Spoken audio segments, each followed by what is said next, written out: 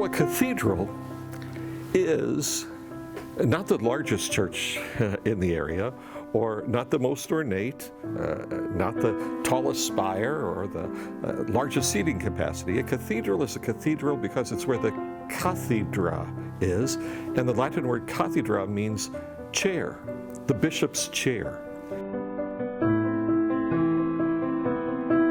This is the parish that is the central parish, the mother parish of the whole Diocese of Belleville, which is Southern Illinois. Southern Illinois, Catholic Church of over 100 parishes in Southern Illinois, and the cathedral here is the mother church of the diocese. I'm Monsignor John Myler. I'm the rector of St. Peter's Cathedral here in Belleville.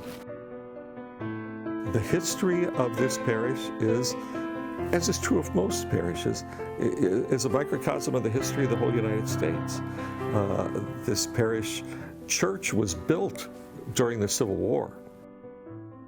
It boomed in growth of immigration from Germany, Poland, Italy, those nationalities. When this area became its own diocese, when Pope Leo XIII in 1887 said Belleville will be its own local church now, then this parish in Belleville, St. Peter's, became St. Peter's Cathedral.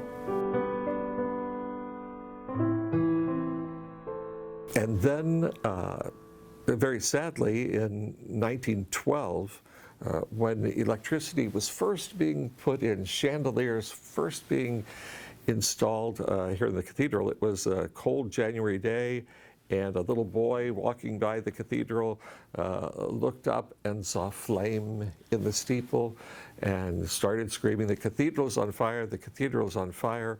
And indeed it was. The fire departments of Belleville and East St. Louis and Smithton and others came, but it was so very cold, the stories tell us, so very cold that when they aimed their hoses, the water froze before it got to the building. And so it was destroyed except for the stone walls, but built up within a year and a half and re-inaugurated by 1914. So what stands over in our cathedral now has been there for well over 100 years, but the church has been there for well over 160 years.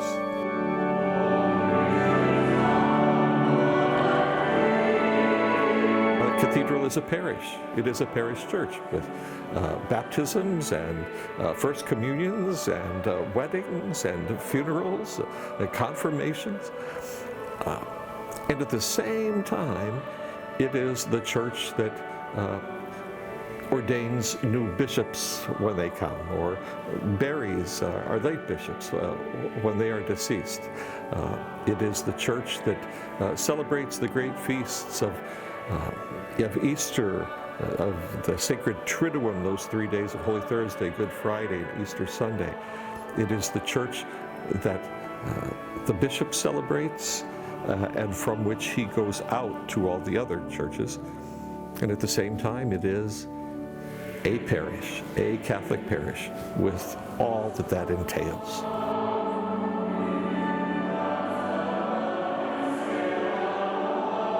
Worship in the Catholic sense has really two constitutive parts. The liturgy of the Word, which is sacred scripture, the Bible, the Old Testament and the New Testament, all that has come to us. And at the same time, then, the second and great part of the liturgy is the liturgy of the Eucharist, which most Catholics would refer to as Holy Communion. And Holy Communion is part of that. But the liturgy of the Eucharist is this great offering to the Father in which we receive back the gift of Christ Himself.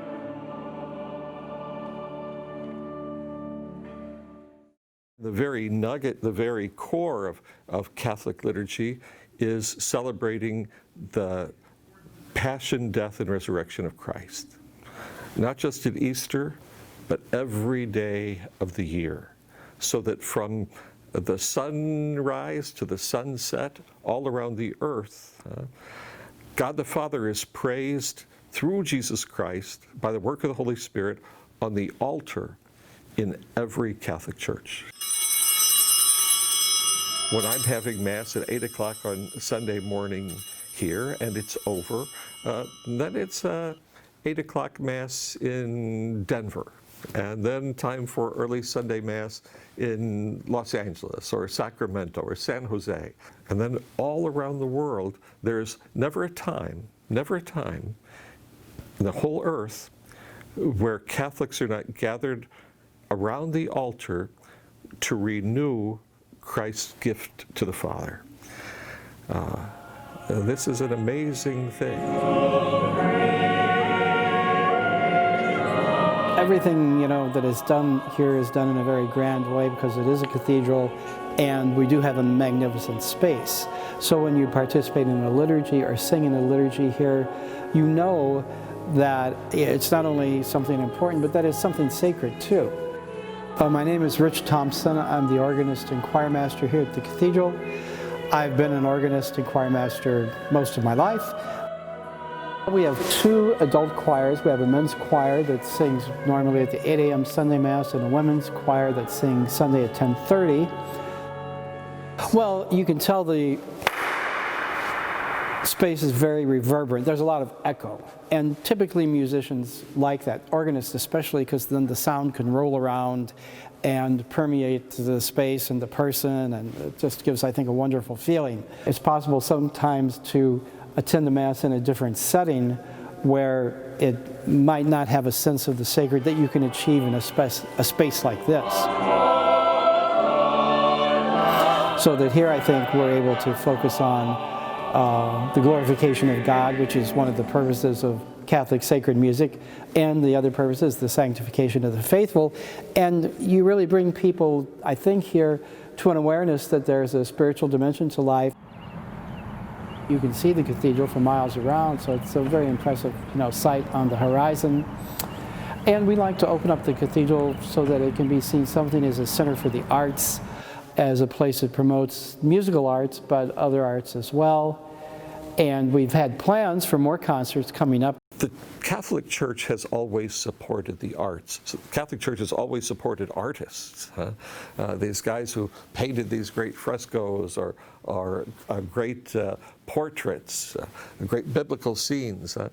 They had patrons, and their patron was usually the local church, the local cathedral. Much of Western culture, Western art and culture owes itself to the church, which is good. Which is very good. And in fact, as recently as, our own century, Pope John Paul II, who was Saint John Paul II, who was himself an artist, he was an actor and a writer, a poet, he has talked about the need that the church has for artists and the need that artists have of the church.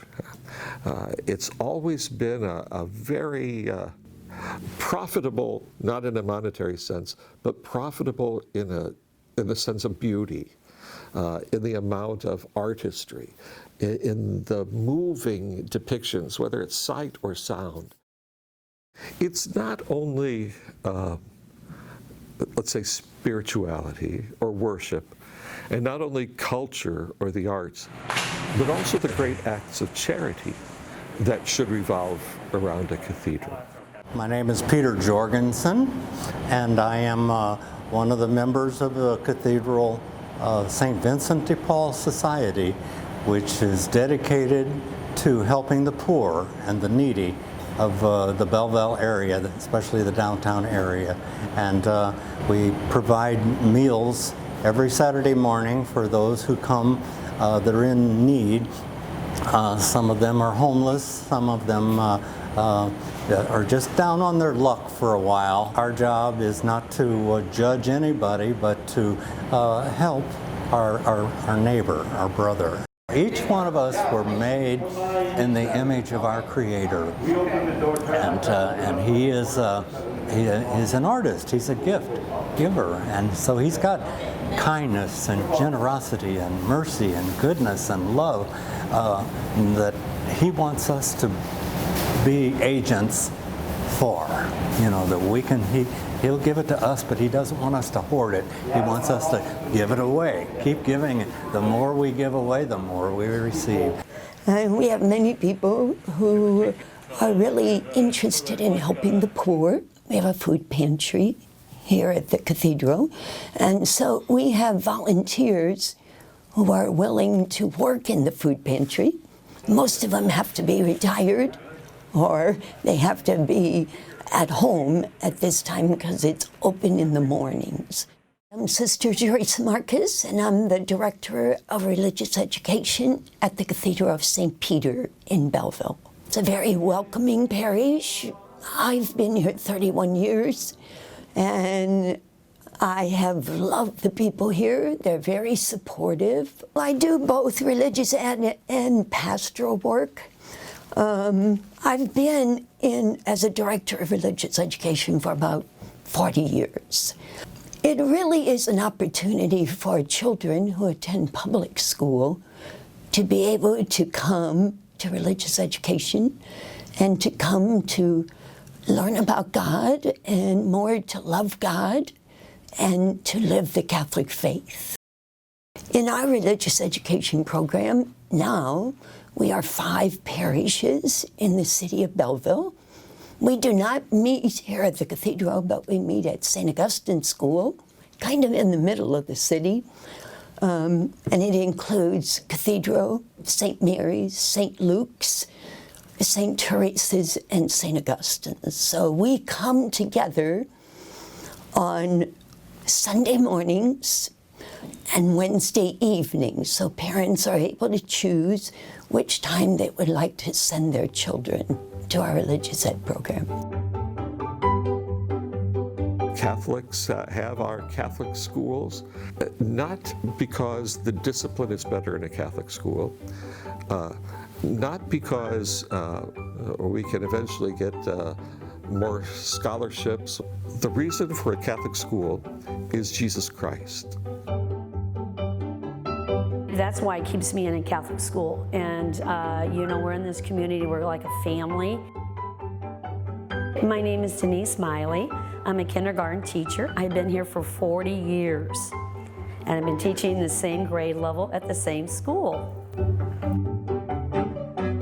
We're a small school, but it's just unique because we have small class sizes, and we're able to help the children who are struggling academically, or if they're having some issues with behaviors. We can really work one-on-one and really work up to the level where we want them to be. Uniqueness is just being in a Catholic school where I'm able to talk about God and talk about what it means to be a Catholic today.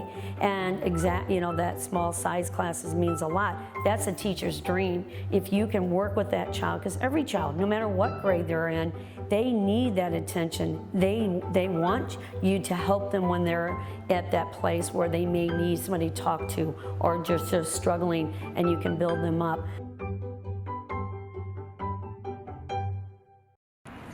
That little cottage is at Cathedral Square. It's really given us an opportunity in this area to help older people. Well, it happened in this very room. This is a conference room and a library here in the Cathedral office, that the Parish Pastoral Council, laymen and lay women, said, just a block over from us, there are some bad areas. There might have been drugs sold. There might have been abandoned places there. And they said, boy, wouldn't it be wonderful if we could get a community together, because there's so many people of a certain age who are tired of cutting their own grass and cleaning their own gutters and that sort of thing. A community for seniors, the number of seniors ever increasing. And so the whole idea for the cottages at the Cathedral came about. And we were lucky enough to have the support of some of the politicians in town, lucky enough to have the support of some good philanthropists, and the support of the entire parish in saying, yeah, we'll buy these old properties, we'll knock them down because they need to be knocked down. We'll care for anyone who might be displaced by them, and we'll create this senior community, which it is. It's 36 cottages in the German cottage style. It's not a nursing home, it's not a care center, but it is a community. We're hoping that it spurs other areas of the city to renew because it's been great having all these new neighbors. This parish started out as a German parish, okay, back 1840s. The hymns were sung into German. Okay, the preaching was done in German. The confessions were heard in German. And then people started to move in who didn't speak German. Okay. So the bishop said, so I better send more than a German priest there. I better send also an Irish priest there. Well, okay, oil and water, but it worked. And through the decades, and now through more than a century, we see, particularly because of Scott Air Force Base being a part of our parish, we see increasing numbers of Asians, particularly Filipinos, increasing numbers of Hispanics and Latin Americans, increasing numbers of African Americans. Catholic is just a small percentage of the African American community, but I think that is a vast sea of men and women, boys and girls, families who are spiritual and looking for something. And so our numbers of Asians and Latin Americans and African Americans increases. It gives diversity to our parish, but it's a diversity that finds its unity in Jesus Christ.